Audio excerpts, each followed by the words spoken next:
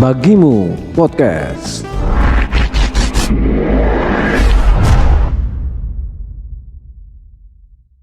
Assalamualaikum warahmatullahi wabarakatuh. Salam pengadaan. Kembali lagi dalam program kami Bagimu Podcast, di mana dalam program kami akan berbagi ilmu seputar pengadaan barang dan jasa. Oh ya, terima kasih ya sudah mampir ke channel kami.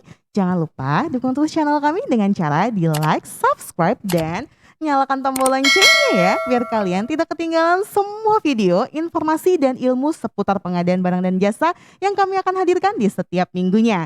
Oh ya, hari ini terasa berbeda karena Kiki sudah berada di kantor LPSE Provinsi Kalimantan Selatan yang berlokasi di Kota Banjarmasin. Dan dengan siapa Kiki hari ini? Kiki hari ini bersama dengan Bapak Fahrudin. Beliau adalah trainer LPSE dan fasilitator RUP LKPP. Halo Pak Fahrudin. Halo Mbak Kiki. Apa kabar? Alhamdulillah baik. Alhamdulillah baik. Pak Fahrudin, sapa dulu dong sahabat Bagimu yang sekarang sedang menyaksikan tayangan ini. Assalamualaikum warahmatullahi wabarakatuh. Waalaikumsalam. Salam sehat, salam semua bagi sahabat Bagimu PBJ. Salam pengadaan.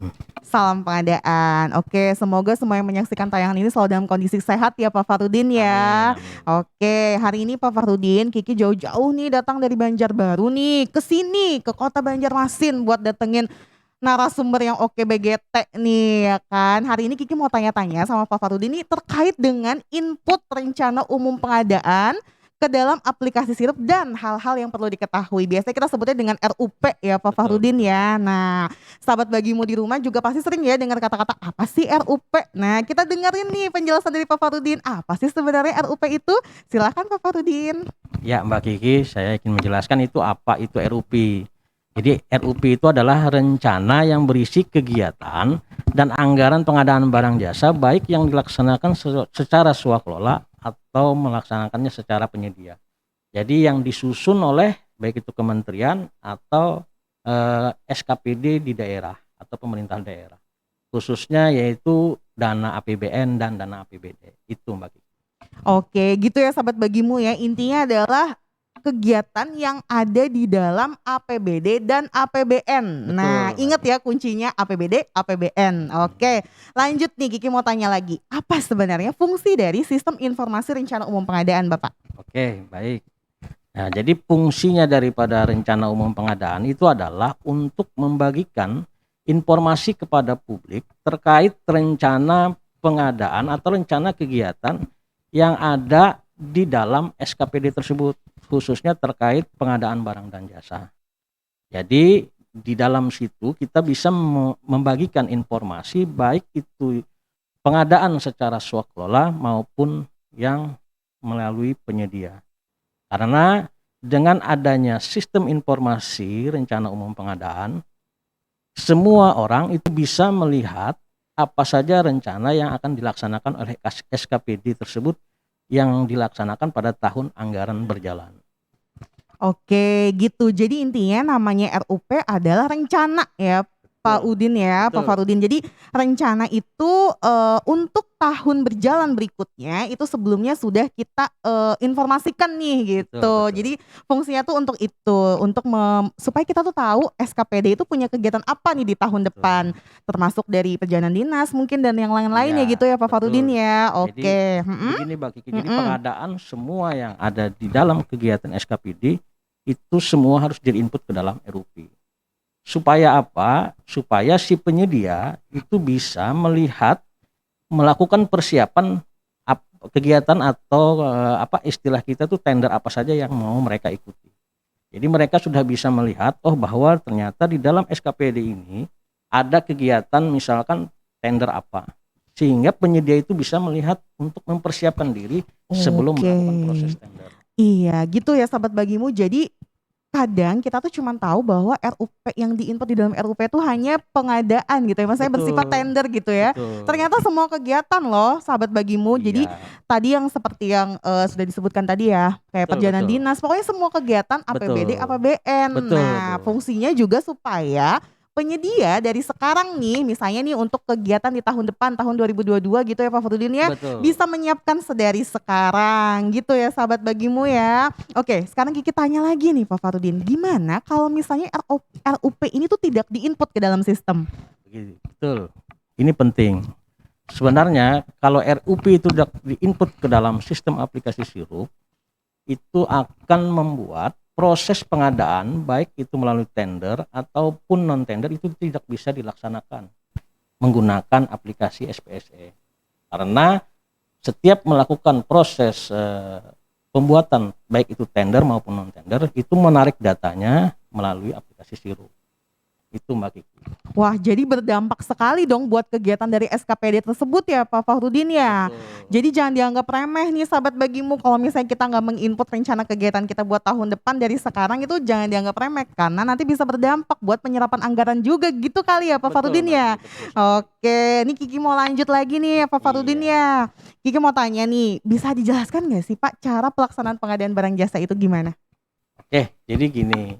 Cara pelaksanaan pengadaan barang jasa itu prosesnya itu dari PPK atau PPKOM membuat paket, yang mana paket tersebut sebelum dibuat itu menarik datanya dari RUP Mbak Kiki.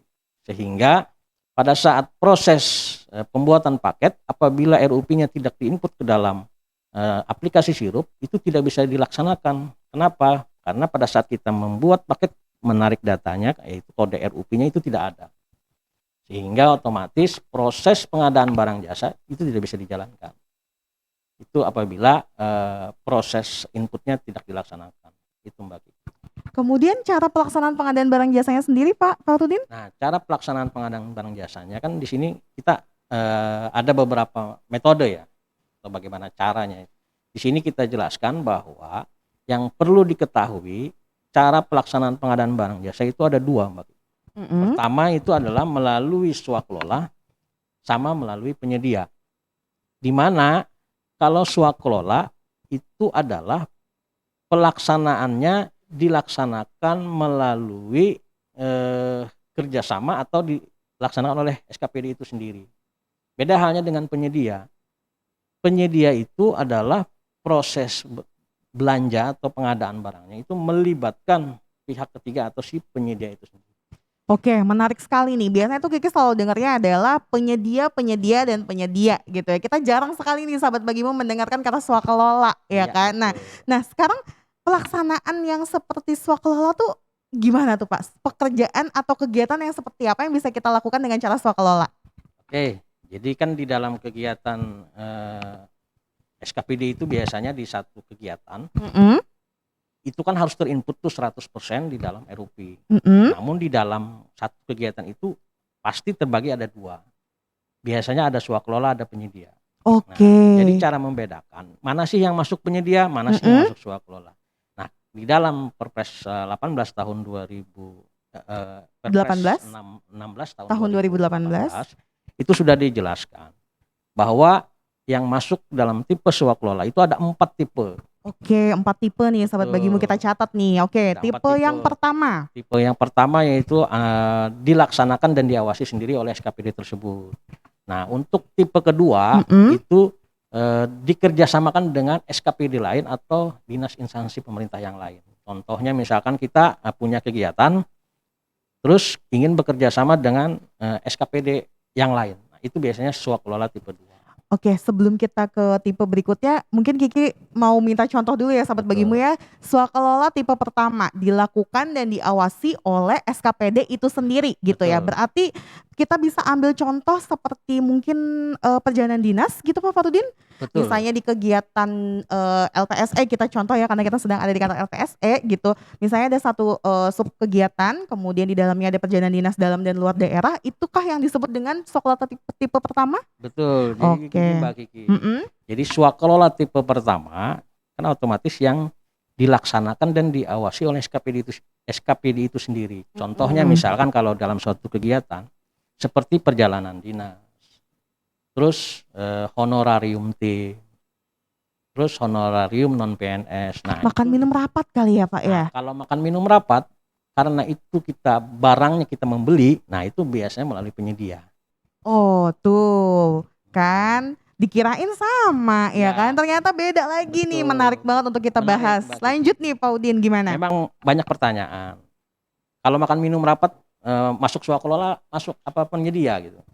Sebenarnya kalau kita membedakan antara penyedia dengan swakelola ini sangat mudah. Kita lihat saja dari sisi SPJ-nya, Mbak Kiki. Kalau SPJ-nya, misalkan kita belanja makan minum tadi. Makan minum, kalau kita SPJ-nya ternyata catering, notanya catering, oh berarti itu penyedia, dipastikan penyedia.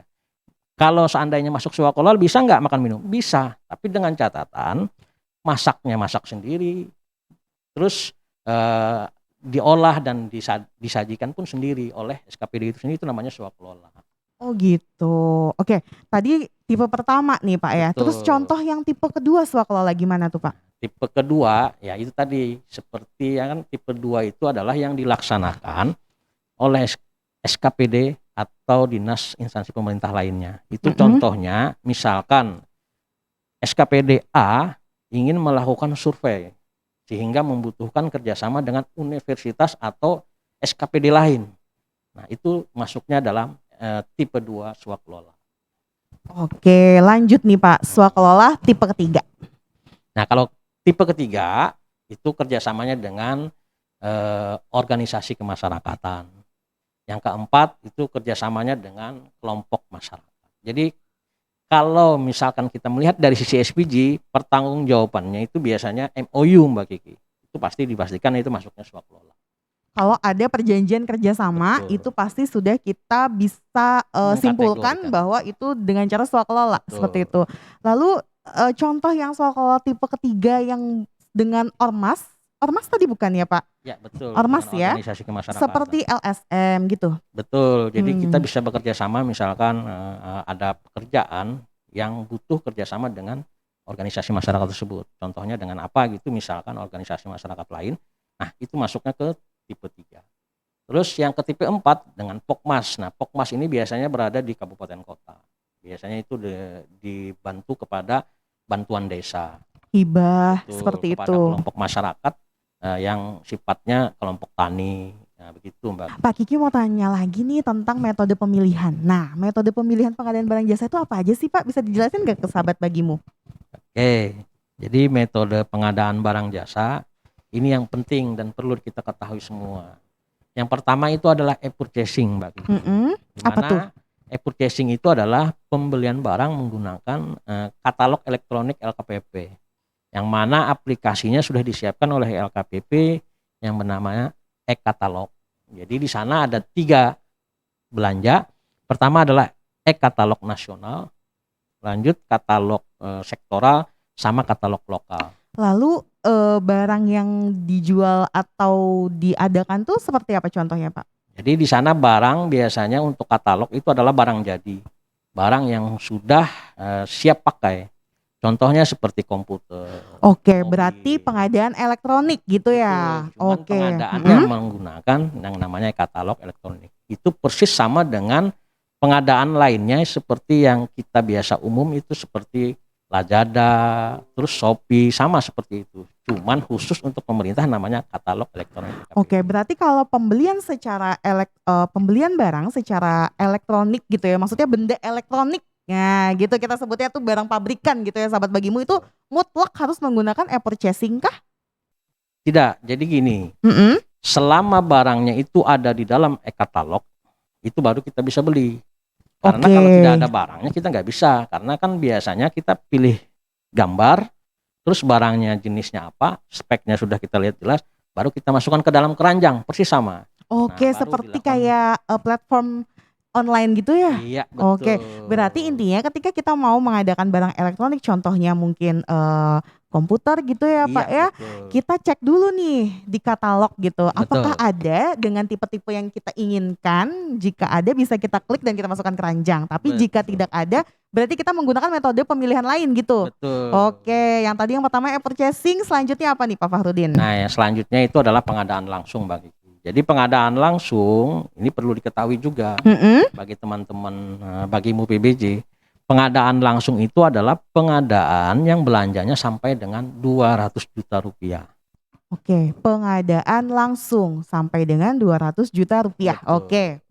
Jadi kalau pengadaannya sampai dengan 200 juta rupiah, itu pastikan itu adalah pengadaan langsung. Beda halnya dengan penunjukan langsung di poin yang ketiga. Tuh kan beda lagi. Pengadaan langsung, penunjukan langsung, sama-sama P, depannya sama-sama L. Betul. PL jadinya kan nanti Biasanya orang mintanya suka PL. keliru di situ ya berarti Betul, Pak Farudin ya Mbak kalau kita bilang oh iya itu di PL kan aja. Nah, jangan-jangan itu di penunjukan langsung atau pengadaan langsung. Betul. Gimana tuh? Apa bedanya antara pengadaan langsung dengan penunjukan langsung? Kalau tadi pengadaan langsung batasnya 200 juta, kemudian kalau penunjukan langsung gimana Pak Farudin? Nah, jadi gini, kalau penunjukan langsung itu tidak ada batasan Mbak Kiki. Oke. Jadi meskipun sampai berapa, 1 miliar, 2 miliar, itu tidak ada batasan. Hanya saja, nah ini yang perlu diketahui. Di dalam Perpres 16 2018 itu sudah disebutkan juga bahwa ada posisi yang dipersyaratkan di dalam proses pengadaan belanja langsung. Yaitu dalam keadaan tertentu. Di pasal 38 ayat 5 kalau tidak salah. Itu Gimana sudah tuh Pak? dijelaskan secara rinci keadaan tertentu itu seperti apa. Nah, apabila terpenuhi keadaan tertentu tersebut, nah baru kita memilih metodenya namanya penunjukan langsung.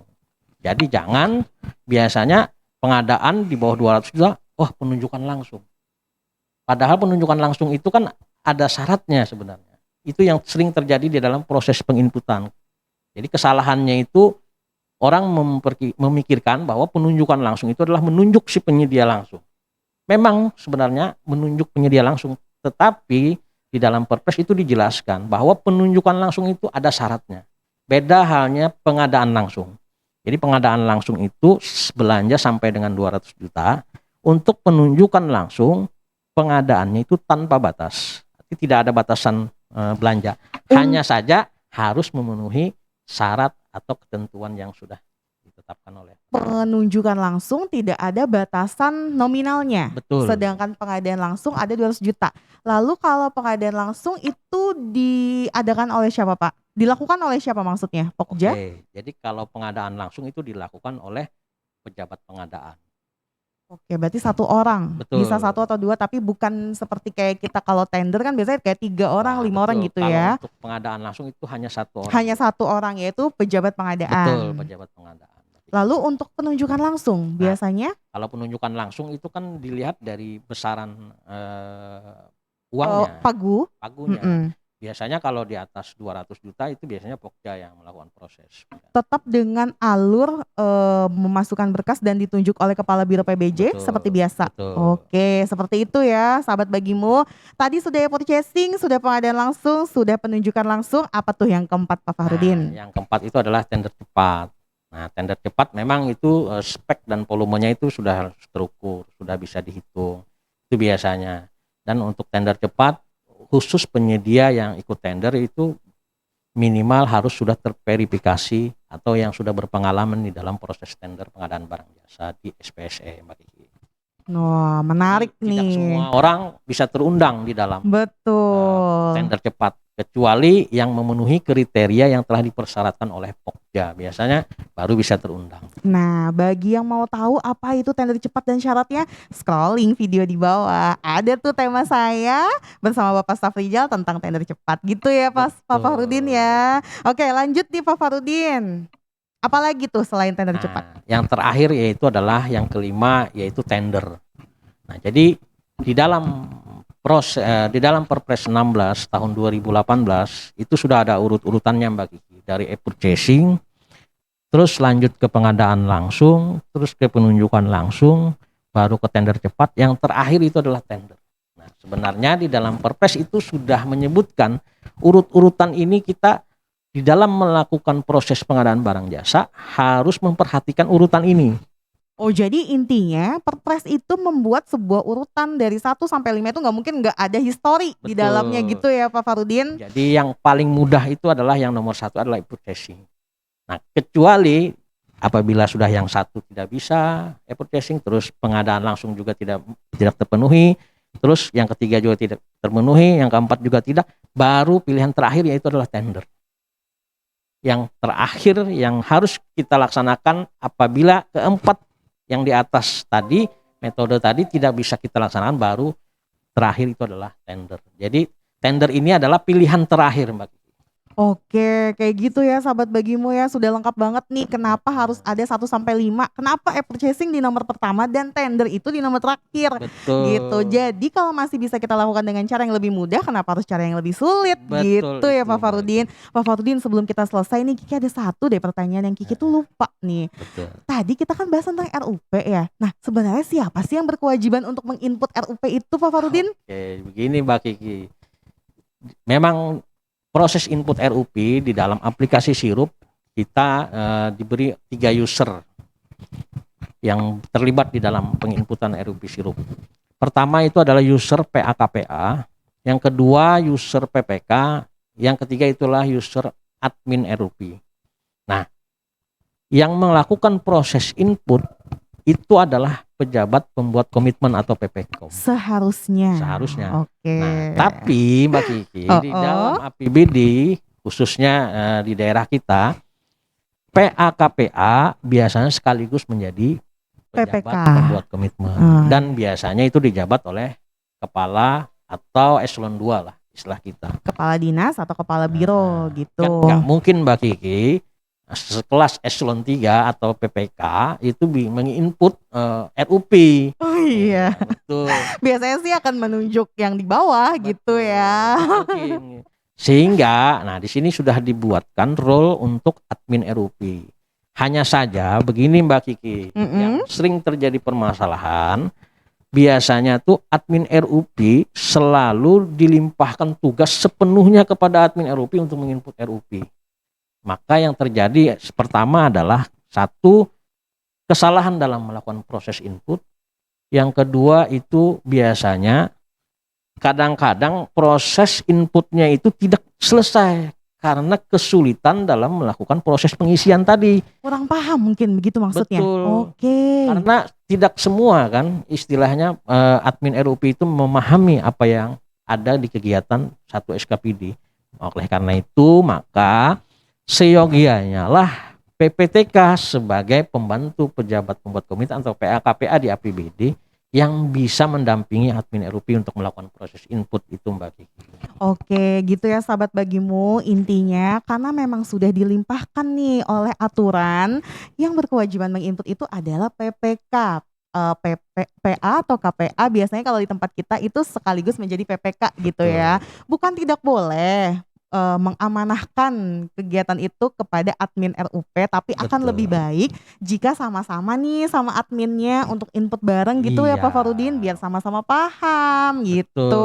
Karena apa? PPTK lah yang lebih paham terhadap kegiatan yang mereka pegang. Betul. Karena kalau admin ya hanya sebatas dia nginput saja.